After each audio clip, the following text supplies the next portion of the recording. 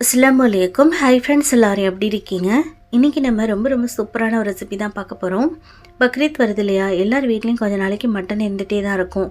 Mutton வச்சு டிஃப்ரெண்ட்டாக ஏதாவது செஞ்சு சாப்பிடணும் அப்படின்னு நினைக்கிறவங்களுக்கு கண்டிப்பாக இந்த ரெசிபி யூஸ்ஃபுல்லாக இருக்கும். இன்றைக்கி நம்ம செய்ய போகிறது மட்டன் எலும்பு வச்சு சூப்பரான ஒரு புளிக்குழம்பு தான் செய்ய போகிறோம். இந்த புளிக்குழம்பு வந்து சுட சுட சாதத்தோடு நல்லா அப்பளம் பிசைஞ்சு சாப்பிடும்போது அவ்வளோ சூப்பராக இருக்கும். வீட்டில் செஞ்சு கொடுத்தீங்க அப்படின்னா அடிக்கடி செஞ்சு கேட்பாங்க. அதுக்கு நான் கேரண்டி தரேன். என்னோடய பாட்டிலாம் பார்த்தீங்கன்னா அடிக்கடி எங்களுக்கு செஞ்சு தருவாங்க. எங்களோட ஃபேவரட்டான ரெசிபி ஆகிடுச்சு. ஸோ கண்டிப்பாக எல்லாருமே நீங்களும் ட்ரை பண்ணி பார்த்துட்டு ஃபீட்பேக் சொல்லுங்கள். இன்றைக்கி வந்து இந்த மட்டன் எலும்பு புளிக்குழம்பு செய்கிறதுக்காக பார்த்தீங்கன்னா நான் குக்கர் எடுத்திருக்கேன். உங்களுக்கு வந்து மண்சட்டியில் வேக வைக்கணும்னா வேக வச்சுக்கலாம். என்னோடய பாட்டிலாம் பார்த்தீங்கன்னா மண்சட்டியிலே தான் வேக வைப்பாங்க. 1 ஹவர்லேருந்து 1.5 ஹவர் வரைக்கும் வேக விட்டிங்க அப்படின்னா நல்லா மட்டன் பஞ்சு மாதிரி வெந்துட்டு குழம்பு சாப்பிட்றதுக்கு இன்னும் ருசி அதிகமாக இருக்கும். உங்களுக்கு டைம் கிடச்சிச்சு அப்படின்னா அப்படி கூட வேக வச்சு எடுத்துக்கலாம். நான் இன்றைக்கி சிம்பிளாக செஞ்சு காட்டுறதுனால குக்கர் எடுத்திருக்கேன். குக்கரில் வந்து பார்த்திங்கன்னா ஒரு 3/4 கிலோ அளவுக்கு எலும்பு எடுத்திருக்கேன். எலும்பில் வந்து கொஞ்சமாக கல்லுப்பும் 1/2 டீஸ்பூன் அளவுக்கு சால்ட்டும் சேர்த்து தேவையான அளவுக்கு தண்ணி ஊற்றிட்டு குக்கரை க்ளோஸ் பண்ணி 7லேருந்து 8 விசில் விட்டு எடுத்துக்கோங்க. நல்லா வந்து எலும்பு பஞ்சு மாதிரி வெந்தால் தான் அதோட ஜூஸ் எல்லாம் உள்ளே இறங்கி புளிக்குழம்பு சாப்பிட்றதுக்கு டேஸ்டியாக இருக்கும். இப்போ வந்து குக்கரில் எலும்பை வேக வச்சாச்சு, வெந்து வரட்டும். அதுக்கிடையில் இந்த புளிக்குழம்புக்கு தேவையான அளவுக்கு நான் புளி ஊற வச்சு எடுத்துக்கிறேன். புளி பார்த்திங்கன்னா தேவையான அளவுக்கு எடுத்துக்கோங்க. அதாவது புளி கொஞ்சம் தூக்கலாக இருந்தால் தான் இந்த புளிக்குழம்பு நல்லா டேஸ்டியாக இருக்கும். ஸோ தேவையான அளவுக்கு புளியை வந்து ஊற வச்சு எடுத்துக்கோங்க.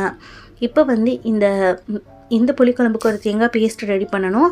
அதுக்கு பார்த்திங்கன்னா 1.5 தக்காளி பழம், நல்ல மீடியம் சைஸாக இருக்கிற மாதிரி 1.5 தக்காளி பழமும் ஒரு மீடியம் சைஸ் அளவுக்கு வெங்காயத்தில் பார்த்திங்கன்னா 3/4 சைஸ் அளவுக்கு வெங்காயமும் கட் பண்ணி மிக்ஸி ஜாரில் ஆட் பண்ணியிருக்கேன்.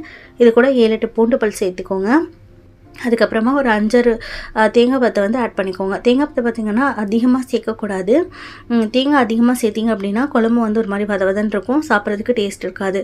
முடிஞ்ச அளவுக்கு தேங்காய் வந்து கம்மியாக சேர்க்க பார்த்துக்கோங்க. இப்போ இதெல்லாம் சேர்த்து பார்த்திங்கன்னா நல்லா நைஸான பேஸ்ட்டாக அரைச்சி எடுத்துக்கணும். இது வந்து பார்த்திங்கன்னா மீன் குழம்பு செய்கிற மெத்தட் சேம் அதே மாதிரி தான் இருக்கும்.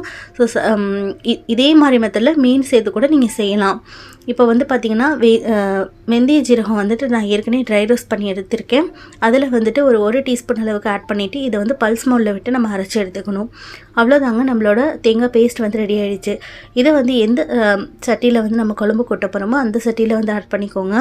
மிக்சர் ஜார் அலசி கொஞ்சமாக நான் வந்து தண்ணி ஆட் பண்ணியிருக்கேன். தேங்காய் பேஸ்ட்டு பார்த்திங்கன்னா நல்லா நைஸாக அரைச்சதுக்கப்புறமா வெந்தயம் ஜீரகம் சேர்த்து அரைச்சிக்கோங்க. வெந்தயம் 1 ஸ்பூன், ஜீரகம் 1 ஸ்பூன் சேர்த்து நான் வந்து ட்ரை ரோஸ்ட் பண்ணி சேர்த்துருந்தேன்.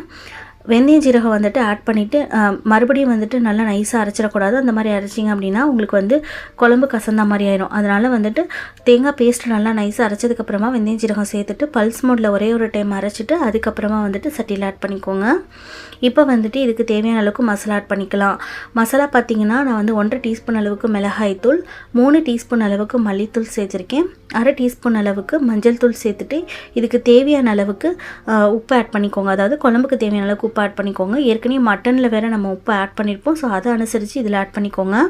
இதில் வந்து ஒரு 7-8 பச்சை மிளகாய் வந்து நல்லா உடச்சி ஆட் பண்ணிக்கிட்டு நம்ம ஏற்கனவே வந்து மட்டன் வேக வச்சுருந்தோம் இல்லையா, அந்த மட்டன் எலும்போட தண்ணி இருக்குல்ல, அந்த தண்ணியை வந்து வேஸ்ட் பண்ணிடாமல் இந்த புளி கரைசல்லையே ஆட் பண்ணிக்கோங்க.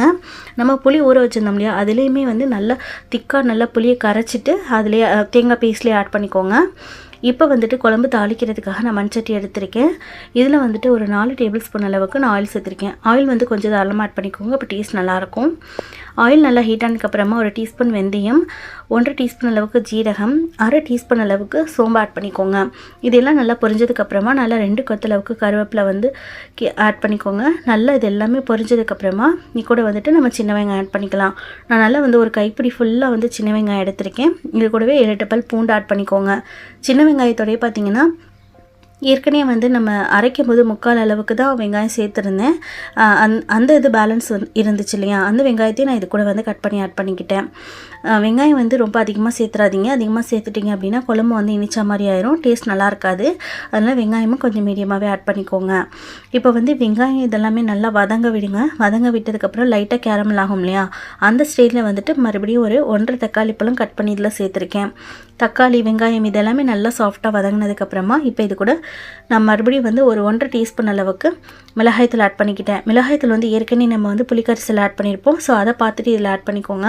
மிளகாய்த்தூள் வந்து இந்த எண்ணெயிலே சேர்த்து வதக்கும் போது உங்களுக்கு வந்து குழம்பு கொதிச்சதுக்கப்புறமா நல்லா வந்து எண்ணெய் மிதந்து கலர்ஃபுல்லாக இருக்கும் பார்க்குறதுக்கு. மிளகாய்த்தூள் சேர்த்து ஒரு 30 செகண்ட் மாதிரி நல்லா வதக்கி விட்டாச்சு. இப்போ இந்த ஸ்டைலில் பார்த்தீங்கன்னா நம்ம ஏற்கனவே மட்டன் எலும்பு வேக வச்சுருந்தோம் இல்லையா, அந்த மட்டன் எலும்பை இது கூட ஆட் பண்ணிக்கலாம்.